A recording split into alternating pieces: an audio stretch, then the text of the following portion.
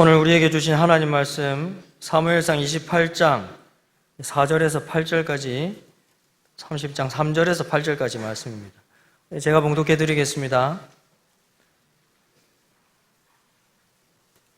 블레셋 사람들이 모여 수네미리로 진침해 사울이 온 이스라엘을 모아 길보아에 진쳤더니 사울이 블레셋 사람들의 군대를 보고 두려워서 그의 마음이 크게 떨린지라. 사울이 여호와께 묻자오되 여호와께서 꿈으로도 우림으로도 선지자로도 그에게 대답하지 아니하시므로 사울이 그의 신하들에게 이르되 나를 위하여 신접한 여인을 찾으라. 내가 그리로 가서 그에게 물으리라 하니 그의 신하들이 그에게 이르되 보소서 엔돌에 신접한 여인이 있나이다. 사울이 다른 옷을 입어 변장하고 두 사람과 함께 갈새 그들이 밤에 그 여인에게 이르러서는 사울이 이르되 청하노니 나를 위하여 신접한 술법으로 내가 내게 말하는 사람을 불러 올리라 하니. 계속해서 30장 3절입니다. 다윗과 그의 사람들이 성읍에 이르러 본즉 성읍이 불탔고 자기들의 아내와 자녀들이 사로잡혔는지라. 다윗과 그와 함께한 백성이 울 기력이 없도록 소리를 높여 울었더라. 다윗의 두 아내 이스라엘 여인 아히노암과 갈멜 사람 나발의 아내였던 아비가일도 사로잡혔더라. 백성들이 자녀들 때문에 마음이 슬퍼서 다윗을 돌로 치자 하니 다윗이 크게 다급하였으나 그의 하나님 여호와를 힘입고 용기를 얻었더라. 다윗이 아히멜렉의 아들 제사장 아비아달에게 이르되 원하건대 에봇을 내게로 가져오라. 아비아달이 에봇을 다윗에게로 가져가매 다윗이 여호와께 묻자와 이르되 내가 이 군대를 추격하면 따라잡겠나이까 하니 여호와께서 그에게 대답하시되 그를 쫓아가라. 내가 반드시 따라잡고 도로 찾으리라. 아멘. 살아가는 모든 순간이 하나님의 은혜인 줄로 믿습니다. 할렐루야. 네. 우리 인생에 뜻하지 않게 다급한 일이 생길 때가 있습니다. 힘든 일이라도 좀 시간의 여유가 있으면 천천히 생각하면서 해결 방법을 찾을 수 있지만 조금의 여유도 없는 다급한 일이 생기면 해결 방법을 찾지 못하고 속절없이 그 일로 인해서 인생에 큰 어려움을 겪는 경우가 많습니다. 여러분은 다급한 상황이 되면 어떻게 하시는지요? 오늘 우리가 읽은 본문에는 다급한 일을 당한 두 사람의 이야기가 기록되어 있습니다. 사울 왕도 다급하다는 표현을 썼고 다윗도 다급하다는 표현을 썼습니다. 보실까요? 28장 15절에 사울이 대답하되 나는 심히 다급하니이다 라고 하죠. 또 다윗도 30장 6절에 다윗이 크게 다급하였으나 라고 되어 있는 것을 보게 됩니다. 두 구절에서 다급하다고 번역된 히브리어 짜르라는 동사는 좁고 그리고 아주 답답한 그런 상태를 나타내는 그런 단어입니다. 분명 사울과 다윗은 지금 매우 다급한 정말 아주 힘든 그런 상황에 놓여 있는 것 같습니다. 해결 방법을 찾을 수 없는 곤란한 상황에 놓여 있는 것 같습니다. 자, 이 두 사람 과연 어떻게 할까요? 사무엘상은 의도적으로 사울과 다윗이라는 인물을 계속해서 비교합니다. 그러면서 왜 하나님이 다윗을 선택하고 그를 구원의 도구로 쓰시는지를 명확하게 보여줍니다. 사무엘은 사울 왕을 책망하면서 이렇게 사울 왕을 평가합니다. 13장 13절 14절에 보면 사무엘이 사울에게 이르되 왕이 망령되게 행하였도다. 왕의 하나님 여호와께서 왕에게 내리신 명령을 지키지 아니하였도다. 그리하였더라면 여호와께서 이스라엘 위에 왕의 나라를 영원히 세우셨을 것이거늘 지금은 왕의 나라가 길지 못할 것이라. 여호와께서 왕에게 명령하신 바를 왕이 지키지 아니하였으므로 여호와께서 그의 마음에 맞는 사람을 구하여 여호와께서 그를 그의 백성의 지도자로 삼으셨느니라 라고 그렇게 사울에 대해 평가하고 있습니다. 사울을 대신해서 하나님의 명령을 지키는 하나님의 마음에 맞는 사람이 등장할 것이라고 그렇게 예언했죠. 그 사람이 바로 다윗입니다. 이스라엘 백성들이 원하는 외적 조건을 다 갖추고 있었던 사울 왕이었지만 하나님은 외모를 보시지 않고 중심을 보시면서 다윗을 하나님의 의를 실현할 통치자로 선택하시는, 다윗을 사용하시는 모습을 볼 수 있습니다. 신약 성경에서 사도 바울도 이 두 사람을 비교하면서 이렇게 설교를 하는데요. 사도행전 13장에 보면 그 후에 그들이 왕을 구하거늘 하나님이 베냐민 사람 비파 사람 기스의 아들 사울을 40년간 주셨다가 패하시고 다윗을 왕으로 세우시고 증언하여 이르시되 내가 이새의 아들 다윗을 만나니 내 마음에 맞는 사람이라 내 뜻을 다 이루리라 하시더니 하나님이 약속하신 대로 이 사람의 후손에서 이스라엘을 위하여 구주를 세우셨으니 곧 예수라 라고 설명하고 있습니다. 다윗은 진정한 왕이신 예수 그리스도를 예표합니다. 또한 다윗은 예수 그리스도가 이 땅에 태어나도록 하는 도구로 쓰임을 받죠. 다윗의 후손에서 예수님이 태어나기 때문입니다. 그렇다면 왜 사울은 버림을 받은 것이고 반면에 다윗은 왜 선택을 받은 것일까요? 하나님이 처음에 둘 다 사용하셨습니다. 하지만 시간이 지나면서 사울의 모습은 더 이상 하나님이 쓰실 수 없는 상태가 되고 말았습니다. 특히 오늘 제가 여러분들과 함께 살펴보려고 하는 이 본문에 보면 다급한 상황이 찾아왔을 때 사울과 다윗이 대처하는 모습이 완전히 다릅니다. 그래서 이 모습을 비교해 보면 하나님이 왜 사울 왕을 버리셨는지, 또 다윗이 왜 하나님의 마음에 합한 자라고 성경이 평가하고 있는지를 분명하게 알 수 있는 것입니다.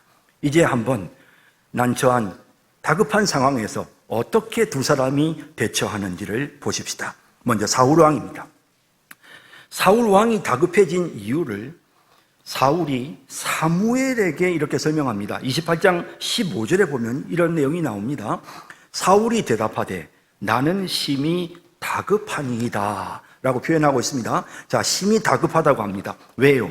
블레셋 사람들은 나를 향하여 군대를 일으켰고 하나님은 나를 떠나서 다시는 선지자로도 꿈으로도 내게 대답하지 아니하시기로 내가 행할 일을 알아보려고 당신을 불러 올렸나이다 라고 합니다. 자, 여기 지금 이 사무엘이라는 존재는 진짜 사무엘이 아니고요. 지금 그 신접한 여인이 지금 강신수를 이용해가지고 지금 죽은 사무엘의 영혼을 끌어올려서 지금 사무엘인 것입니다. 그러니까 눈에 사울 왕이 사무엘을 직접 본 게 아니고 지금 이 신접한 여자가 지금 사무엘이 왔다고 막 이제 설명을 하는 이제 이런 상황이 된 것입니다. 자, 여러분 좀 더 구체적으로 보면 블레셋과 이스라엘 사이에 전쟁이 있었습니다. 28장 4절을 보면 블레셋 사람들은 수넴에 진을 쳤고 이스라엘 군대는 길보아라고 하는 곳에 진을 쳤습니다. 길보아는 조금 더 높은 곳이고요, 수넴은 좀 낮은 곳입니다. 사울 왕은 온 이스라엘 백성들을 다 모아서 적극적으로 전쟁에 임했지만 높은 길보아에서 아래에 있는 수넴을 내려다보니 블레셋 군인들의 숫자가 너무 많은 것입니다.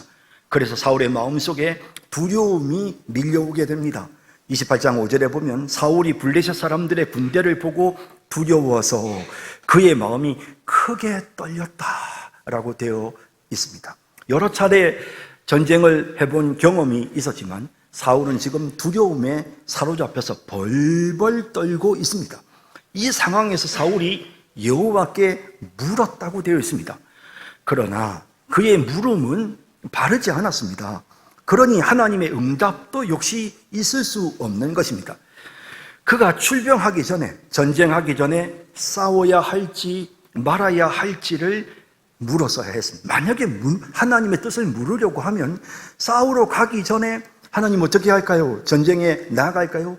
블레셋을 치는 전쟁을 할까요? 하나님의 뜻을 물었어야 했습니다. 그런데 그는 자기 스스로 판단했고 그리고 병력을 이끌고 전쟁하러 간 것입니다. 그리고 가서는 막상 적을 보고는 두려움이 생긴 것입니다. 그래서 그때서야 궁여지책으로 하나님 어떻게 하면 이길 수 있습니까? 하나님 저렇게 병사들이 많은데 우리가 어떻게 해야 이길 수 있습니까? 라고 하나님 앞에 이길 수 있는 방법을 묻고 있는 것입니다. 그런데 사실은 사울 왕에게는 하나님께 물을 수 있는 방법도 없었습니다. 왜냐하면 이 사울 왕이 다윗을 도와주었다는 이유로 제사장들을 죽여버리지 않습니까? 그래서 무려 85명이나 되는 제사장들을 죽여버립니다. 사울이 이렇게 85명이나 죽였으니 하나님을 섬기는 선지자들이며 제사장이 사울 왕 곁에 있겠습니까? 다 흩어져 버린 것입니다. 또 그뿐만 아니라 원래 이스라엘 백성들은 하나님께 물을 때에 그 당시에는 이 제사장이 입는 에봇이 있습니다. 그 제사장이 입는 에봇, 이 앞치마 같은 건데요. 거기 앞에 주머니가 달려 있습니다. 이걸 흉패 주머니라고 합니다. 이 흉패 주머니 안에 우림과 둠림이라고 하는 것을 집어넣어서 그리고는 하나님의 뜻을 묻고 꺼내서 제비 뽑듯이 우림이나 둠림을 이게 뭐 안에 조그만 돌처럼 생긴 것일 수도 있고 보석일 수도 있습니다. 어쨌든 그걸 가지고 하나님의 뜻을 예스인지 노인지를 묻는 그런 방법으로 하나님의 뜻을 확인하던 그런 시대입니다. 이런 시대에 이렇게 사울이 강팍한 마음을 가지니 제사장 아히멜렉의 대제사장 아히멜렉은 결국 사울에게 죽임을 당했거든요. 그의 아들이었던 아비아달이 우림과 둠림을 가지고 제사장 에봇과 우림과 둠림을 가지고 다윗에게로 전항해버렸습니다. 다윗에게로 가버린 것입니다. 그러니 제대로 된 우림과 둠림도 지금 사울에게는 없습니다. 더군다나 그는 지금 귀신에 사로잡혀서 고통을 겪고 있습니다. 그러니 어떻게 그가 꿈에서라도 하나님의 계시를 받을 수가 있었겠습니까? 도무지 방법이 없는 것입니다. 자, 지금 이런 상황이 되었다고 말하고 있습니다. 28장 6절에 보면 사울이 여호와께 묻자오되 여호와께서 꿈으로도 우림으로도 선지자로도 그에게 대답하지 아니하심으로 라고 되어 있는 것입니다. 사실 하나님의 말씀에 불순종하며 이미 마음이 하나님을 떠나 있던 상태였기 때문에 사울 왕은 지금 이 시점이야말로 하나님 앞에 회개할 수 있는 마지막 기회라는 사실을 깨닫지 못했습니다. 사울 왕은 그저 어떻게 하면 전쟁에서 이길 수 있지? 어떻게 하면 내 왕위를, 내 왕권을 계속해서 유지하고 보존할 수 있지? 방법이 뭘까? 이것만을 생각하고 있는 것입니다.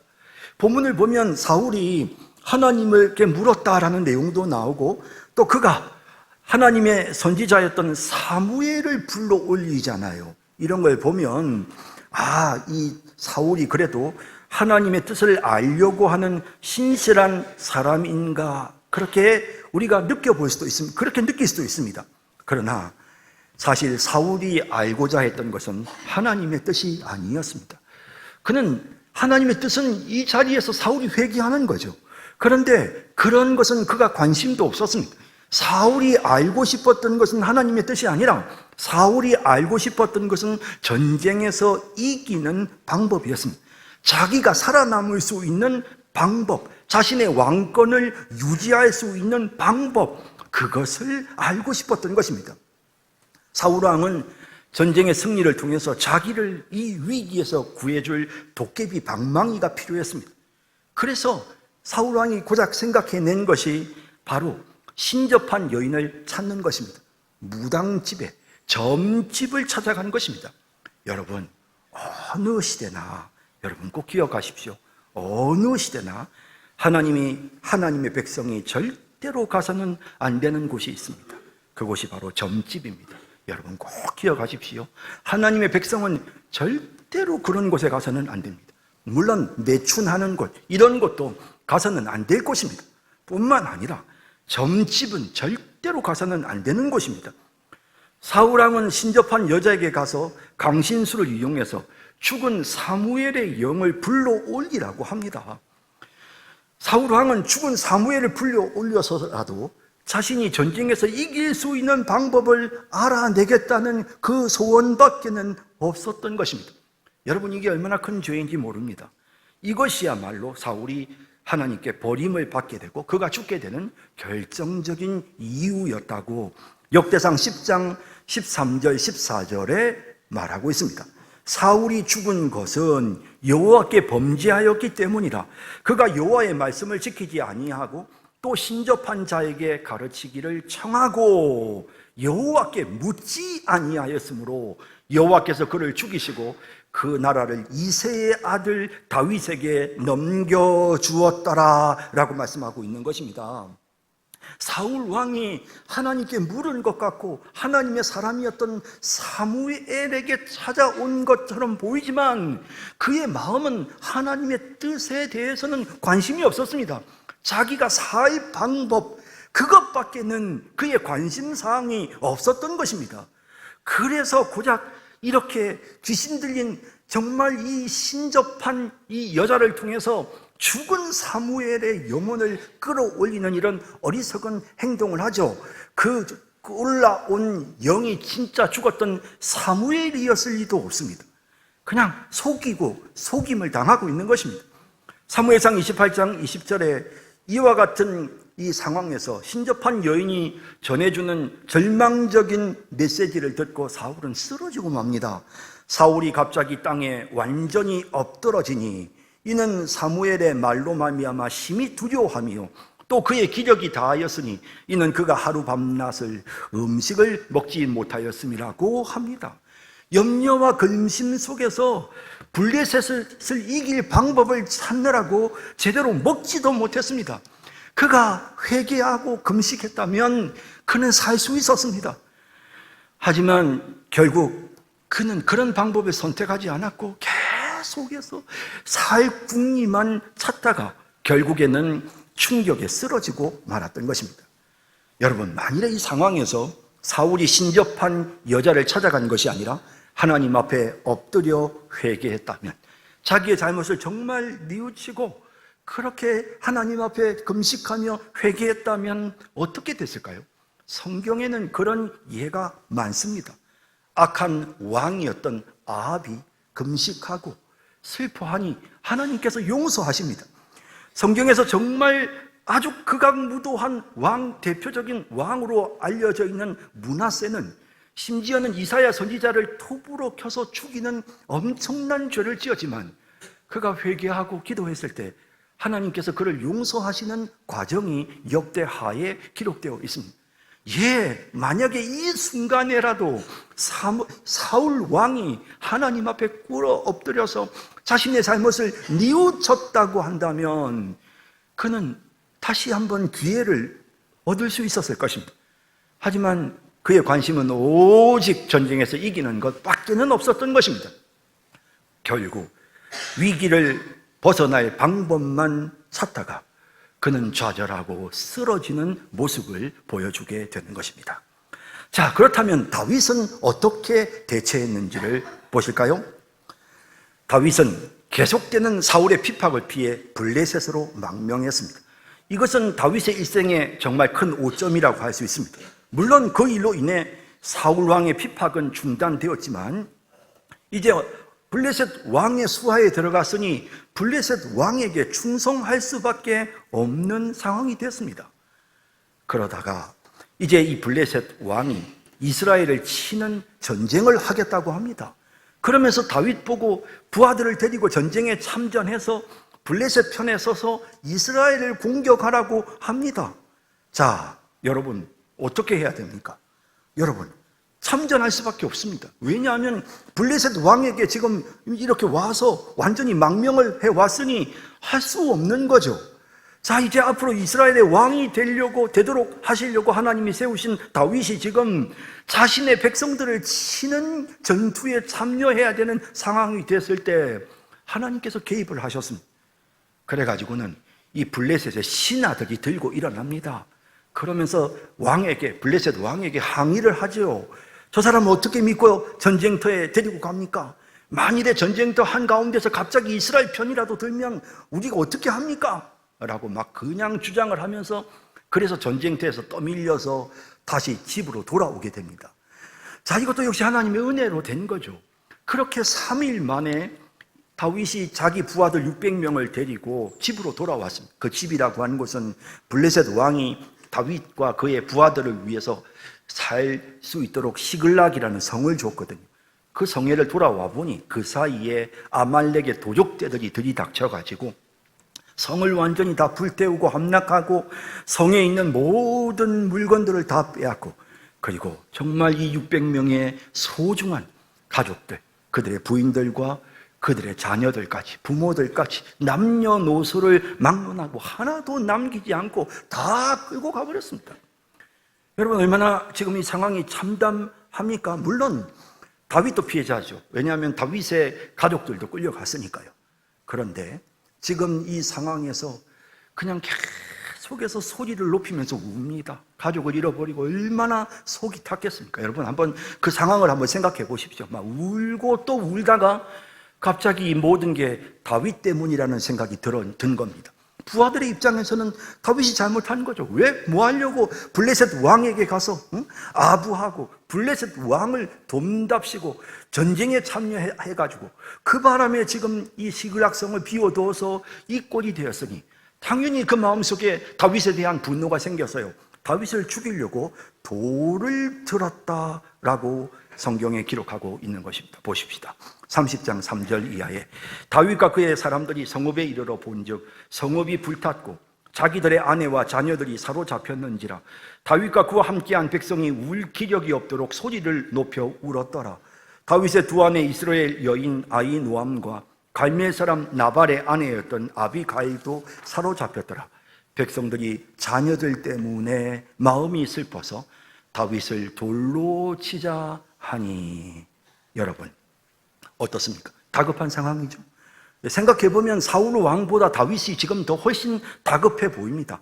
사울 왕은 그래도 지금 자기가 데리고 싸울 수 있는 이스라엘 군대라도 있었지만 지금 다윗은 보세요, 혼자입니다. 거기다가 지금 자기를 따르던 믿고 의지할 수 있는 이 부하들이 자기를 죽이겠다고 지금 돌을 들었습니다. 얼마나 다급한 상황입니까?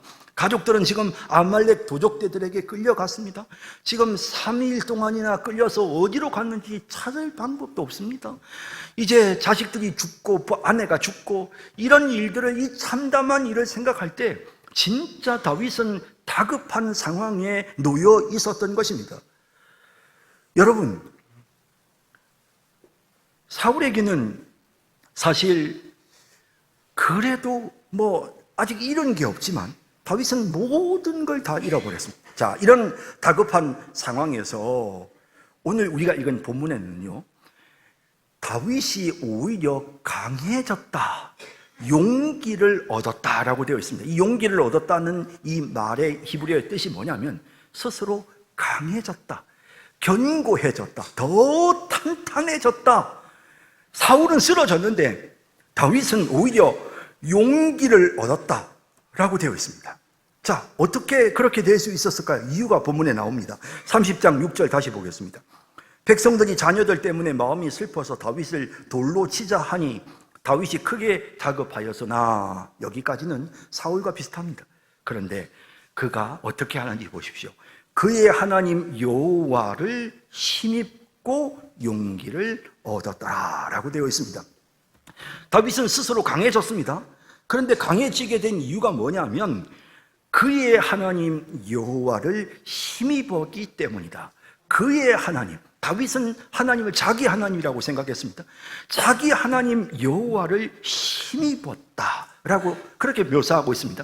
여기 히브리어 원어를 보면 여기에 이 그의 하나님 여호와 앞에 이 베라고 하는 전치사가 붙어 있습니다. 이 베라는 전치사는 그가 그의 하나님 여호와로부터 혹은 그의 하나님 여호와로 인하여 혹은 그의 하나님 여호와께라는 그런 뜻입니다. 그러니까 여기 힘입었다는 표현으로 우리가 번역을 하고 있는데 어쨌든 이 본문이 말하는 것은 다윗이 하나님께 붙었다는 것입니다. 그래서 그 히브리어 전체사 베가 의미하는 것은 뭐냐면 딱 밀착되는, 그리고 딱 고정되어 있는, 딱 붙잡고 있는, 뭐뭐 안에 딱 들어가 있는 이런 상태를 보여주는 그런 단어가 쓰여지고 있습니다. 그래서 다윗은 이 순간 하나님께 딱 붙었습니다. 하나님을 꽉 의지했습니다. 다른 걸 생각도 하지 않았고 어차피 모든 건 다 자기 책임입니다. 지금 이제 이 상황에서 지금 이 이루어진 이 모든 결과에 대해서 다윗은 자기 잘못으로 이런 일들이 일어났으니까 다 받아들일 수밖에 없습니다. 그런 상황에서 다윗은 그냥 하나님께 붙어만 있습니다. 하나님을 향하기만 했습니다. 하나님, 뭐 어떻게 우리 가족을 찾을 수 있습니까? 뭐 이런 거를 하나님께 물었던 게 아니고 그냥 하나님께 붙었습니다. 이 모든 처분을 그는 수용하고 전적으로 하나님께 딱 붙었습니다. 그러자 어떤 결과가 생겼습니까? 그에게 새 힘이 생기기 시작했습니다. 여호와께로부터 오는 용기가, 새 힘이 그를 견고하게 만들었습니다. 그를 벌떡 일어서게 만들었던 것입니다. 자, 여러분, 그렇게 일어나고 나니까 마음이 견고해지니까 그 순간 마음속에 하나님이 소망을 불러일으켜 주십니다. 지금이라도 뒤쫓아가면 가족들을 찾을 수 있다는 소망이 생기는 겁니다. 하지만 이게 자신의 소망인지 혹은 하나님의 뜻인지 알 수가 없으니까 당장에 제사장 아비아달을 불러옵니다. 그리고는 그에게 우림과 둠밈을 가지고 오게 해서 하나님께 묻습니다. 하나님, 제 마음속에 지금 아말렉을 뒤쫓아가면 되겠다는 생각이 드는데 하나님, 아말렉을 뒤쫓아갈까요? 제사장 아비아달이 그 흉표 안에 하나님의 뜻을 다윗이 묻자 손을 넣어서 그 흉표 안에서 우림과 둠밈 중에서 하나를 꺼냈습니다. 딱 보니까 이해했습니다. 그래. 그래서 하나님, 제가 한 가지 더 묻겠습니다. 하나님, 그리고 우리가 뒤쫓아가면 그러면은 우리가 잡을 수 있습니까? 추격하면 가서 그들을 붙잡을 수 있습니까? 가족들을 찾을 수 있습니까? 또 아비아달이 손을 넣어서 꺼냈더니 이해했습니다. 마음에 확신이 생겼습니다. 하나님의 뜻이구나. 뒤쫓아가는 것이, 추격하는 것이 하나님의 뜻이구나 라는 생각이 들었습니다. 그래서 달리기 시작합니다. 그때부터 어디에 있는지는 모릅니다. 광야에, 그 넓은 광야에 어느 곳에 지금 아말렉 도적대들이 있는지 알 수가 없습니다. 시간이 지나서 흔적도 없기 때문에 이제 찾을 길은 막막합니다. 하지만 달렸습니다. 그렇게 달리다가 부솔 시내라는 곳에 이르렀는데요. 자, 그렇게 해서 이제 다급한 상황에서 하나님을 의지하고 하나님만을 바라보는 이런 모습이 오늘 본문에 나타나고 있는 거예요. 그러면서 이제 하나님의 뜻을 구하는, 하나님의 뜻을 묻는 이런 다윗의 모습을 우리가 본문을 통해서 보게 되는 것입니다. 자, 다윗이 다급한 상황에서 어떻게 대처했는지 함께 생각해 봤습니다. 자, 그러면 이제 다시 사울의 이야기로 돌아갑니다. 자기의 안위를 생각했던 사울 왕의 결말, 과연 어떻게 됐을까요? 전쟁에서 승리할 방법, 자기의 안위를 생각했던 사울 왕은 신접한 여인이 준비한 음식을 먹고 이제 기력을 회복하고 전쟁터로 돌아갔습니다. 그러나 하나님을 바라보지 못한 사울 왕의 부대는 결국 패배할 수밖에 없었습니다. 이 전쟁이 일방적인 블레셋의 공격으로 끝나고 말았다는 사실을 31장 1절 말씀이 보여줍니다. 보실래요? 블레셋 사람들이 이스라엘을 침해, 여기 친다는 이 단어요. 이거 먹는다는 뜻입니다. 블레셋 사람들이 이스라엘 백성들을 잡아먹어 버렸습니다. 그러니까 그냥 먹잇감이 돼버렸습니다. 제대로 싸우지도 못했습니다. 이스라엘 사람들이 블레셋 사람들 앞에서 도망하여 길보아 산에서 어떻게 됐다고요? 엎드러져 죽었다라고 되어 있습니다. 맞붙어서 싸우면 엎드러져 죽지 않습니다. 근데 엎드러져 죽었다는 것은 등을 보이고 도망치다가 화살에 맞아 죽고 창에 찔려서 죽었다는 것입니다. 그냥 걸으면 날 살리라고 도망가니까 뒤쫓아오는 블레셋 군대가 쫓아가서 그냥 등을 찔러서 죽이는 것입니다. 이렇게 해서 이스라엘 군대가 엎드러져 죽었다라고 되어 있는 이런 안타까운 모습을 보게 되는 것입니다. 사울 왕에게는 정말 용맹한 아들이 있었습니다. 진짜 훌륭한 아들 요나단이 있었습니다. 하지만 요나단도 그날 죽고 사울의 다른 아들들도 그날 다 죽습니다. 그 상황에서 블레셋 군대가 이제 사울 왕을 집중적으로 공격합니다. 화살이 계속 사울 왕에게로 날아갔습니다. 그 중에 화살 하나가 사울에게 명중합니다. 사울이 화살을 딱 맞고는 이제 자기가 죽게 되었다는 것을 직감합니다. 근데 지금 블레셋 군대가 닥쳐오는데 블레셋 군인들의 손에 죽고 싶지는 않습니다. 그래서 자기 부관을 향해서 나를 쳐서 빨리 죽여라. 나는 저 블레셋 이방인들의 손에 죽고 싶지 않다라고 합니다. 하지만 그 부관인들 왕을 죽일 수가 있겠습니까? 두려워서 못하니까. 그제서야 사울 왕이 스스로 칼에 자기의 몸을 엎어서 결국에는 칼에 스스로 자살을 합니다. 그리고는 그 모습을 본 부관도 역시 동일하게 자살을 하게 되어졌죠. 이 전쟁의 결론, 31장 6절에 이렇게 말씀하고 있습니다. 사울과 그의 세 아들과 무기를 든 자와 그의 모든 사람이 다 그날에 함께 죽었더라 라고 되어 있는 것입니다. 사울을 도왔던 인간적인 방법으로 자기의 안위를 위해서 그저 다니면서 방법을 찾으려고 수단과 방법을 가리지 않고 어떻게든 이 어려움을 타게 하려고 애쓰고 달렸던 이 사울은 결국에는 그 모든 사울을 따르는 측근들과 함께 비참하게 마지막에 죽음을 당하는 것으로서 마무리가 되고 마는 것입니다. 자, 그렇다면 하나님을 바라본 다윗의 결말은 어떻습니까? 다윗은 하나님의 뜻을 확인하고 아말렉을 추격하기 시작합니다. 1분 1초가 급한 상황인데, 그런데 전쟁터를 다녀오느라 쉬지 못했던 부하들이 도중에 낙오를 합니다. 부설 시내에 이르렀을 때 다윗의 부하 600명 중에서 200명이 도저히 힘이 들어서 저희는 추격할 수가 없습니다 라고 주저앉습니다. 자기들도 가족을 잃어버렸지만 너무 힘이 드니까 못 따라가는 겁니다. 사실 다윗의 입장에서 생각해 보면 아말렉 도적대를 치기 위해서는 600명 전체가 필요합니다.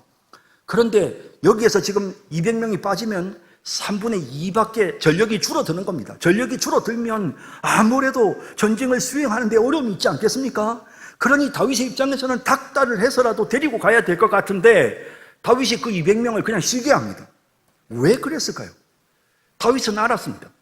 가족들을 되찾을 수 있다면 그것은 다윗의 군사력으로 되찾을 수 있는 것이 아니고 전적인 하나님의 은혜로 되는 것이라는 사실을 그는 알고 있었습니다.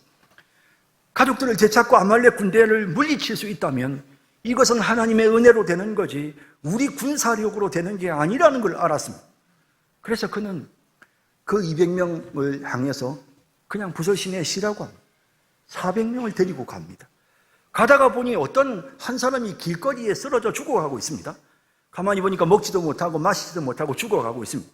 얼마나 바쁜 상황입니까? 지금 아말렉 군대를 추격해야 되는데, 그런데 가던 걸음을 멈추고 부하들을 시켜서 그 사람에게 떡을 먹이고 물을 마시게 하니까 이 사람이 정신이 들었습니다. 그리고는 하는 말이 자신이 아말렉 도적대가 버리고 간 아말렉 도적대의 종이라는 거예요. 병이 들어서 버리고 가는데 자기는 아말렉 도적대의 종이고 지금 그들이 어디로 이동을 했는지 정확한 주둔지를 자기가 알고 있다는 거예요. 그래서 이렇게 다윗이 자비를 베풀어서 그 사람의 도움을 받아서 아말렉 도적대들이 있는 곳에 정확하게 시간 안에 찾아갑니다. 아말렉 도적대들은 기분이 좋아가지고는 술 먹고 취해서 먹고 마시고 즐기다가 새벽 시간에 다윗의 군대가 그들을 쳤을 때 꼼짝도 못하고 다 멸망당하고 가족들 중에 한 사람도 잃어버리지 않고 모두 다 되찾고 엄청난 전리품들을 가지고 돌아오게 된 것입니다. 돌아오는 길에 부설 시내가에서 200명 병사들을 만났습니다. 다윗은 200명 병사들에게 똑같이 전쟁에 나가서 싸웠던 400명이나 기다렸던 200명이나 똑같이 전리품을 나누어 주었습니다. 왜냐하면 이번 전쟁에서 승리한 것은 400명이 잘 싸워서 승리한 것이 아니고 하나님의 은혜라는 것을 알았습니다. 이게 우리가 훌륭해서가 아니고 하나님의 은혜라는 것을 알았습니다. 그랬기 때문에 기꺼이 은혜를 베풉니다. 200명에게만 은혜를 베푼 게 아니고 다윗은 전쟁에서 전리품으로 가지고 온 그 많은 것들을 이웃들에게 선물로 보내는 내용이 30장 후반에 가득 채워져 있습니다. 하나님께 받은 은혜. 여러분, 다윗의 결말은 바로 이것입니다. 다윗은 다급한 상황에서 하나님을 붙잡았습니다. 그러자 하나님은 은혜를 주셨고 그가 일어섰습니다. 그러자 방법이 생각났습니다. 그리고 그 모든 과정에서 하나님의 도움으로 문제가 해결되어졌습니다. 그랬을 때 그 받은 은혜에 감사해서 그는 은혜를 베풀고 있는 것입니다. 그리하여 다윗 옆에 있는 사람들도 함께 살았습니다. 함께 은혜를 입게 되었던 것입니다. 이제 마지막으로 예수 그리스도의 대처법을 한번 잠깐 말씀드리겠습니다. 가브리엘 천사는 마리아에게 예수님의 탄생을 예고하면서 예수님에 대해 이렇게 예언합니다. 그가 큰 자가 되고 지극히 높으신 이의 아들이라 일컬어질 것이요 주 하나님께서 그 조상 다윗의 왕위를 그에게 주시리니 영원히 야곱의 집을 왕으로 다스릴 것이며 그 나라가 무궁하리라. 예, 예수님은 우리를 다스리는 진정한 우리의 왕이십니다. 다윗은 그저 예수님의 그림자에 불과했지만 예수님은 하나님의 뜻을 따라서 우리를 다스리시는 진정한 왕이십니다. 여러분, 이 진정한 왕이신 예수님은 다급한 상황에서 어떻게 하셨을까요? 예, 하나님을 바라보셨습니다. 누가복음 22장 42절에 이르시되 아버지여 만일 아버지의 뜻이거든 이제 자신이 십자가에 못 박혀야 하는 다급한 상황에 놓였을 때 이 잔을 내게서 옮기시옵소서. 그러나 내 원대로 마시옵고 아버지의 원대로 되기를 원하나이다 라고 합니다. 하나님을 바라보고 하나님의 뜻대로 하려고 하는 예수님의 모습을 보게 됩니다.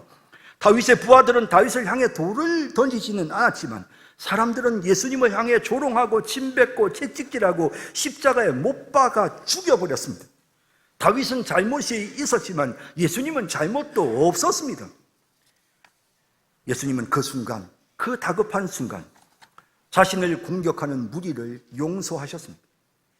누가복음 23장 34절에 이에 예수께서 이르시되 아버지 저들을 사하여 주옵소서 자기들이 하는 것을 알지 못하니이다. 예수님은 그 다급한 십자가의 그 고통스러운 순간에도 어머니 마리아를 위로하고 한편 강도에게 소망의 메시지를 전했습니다. 자신을 버리고 도망치는 예수님의 제자들을 나무라지 않으셨습니다. 부활하신 후에도 너희가 나를 왜 버렸느냐고 질책하지 않으시고 오히려 그들의 연약함을 아시고 그의 믿음이 떨어지지 않도록 그들을 위해 기도했다고 예수님 말씀하고 있습니다. 그러면서 다급한 일을 당하는 우리를 향해 예수님이 이렇게 말씀하십니다. 누가복음 6장 27절 이하에 그러나 너희 듣는 자에게 내가 이르노니 너희 원수를 사랑하며 너희를 미워하는 자를 선대하며 너희를 저주하는 자를 위하여 축복하며 너희를 모욕하는 자를 위하여 기도하라. 너희 입밤을 치는 자에게 젖밤도 돌려대며 내 겉옷을 빼앗는 자에게 속옷도 거절하지 말라. 내게 구하는 자에게 주며 내 것을 가져가는 자에게 다시 달라 하지 말며 남에게 대접을 받고자 하는 대로 너희도 남을 대접하라. 이 예수님이 지금 우리 안에 계십니다. 우리와 함께 계십니다. 예수님이 지금 우리를 다스리시면서 우리를 도와주고 계십니다.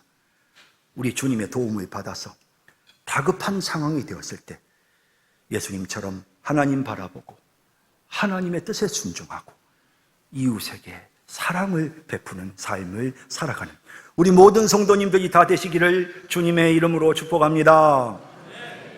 기도하겠습니다. 사랑과 자비의 주님, 오늘 말씀을 통해서 다급한 일이 닥쳐올 때 우리가 어떻게 해야 되는지를 다시 생각하게 해주셔서 감사합니다. 주님, 연약한 저희들이라 다급해지면 인간적인 방법으로 해결하려고 해결 방법을 찾느라 정신이 없어집니다. 우리 주님, 하나님을 의지하게 하소서.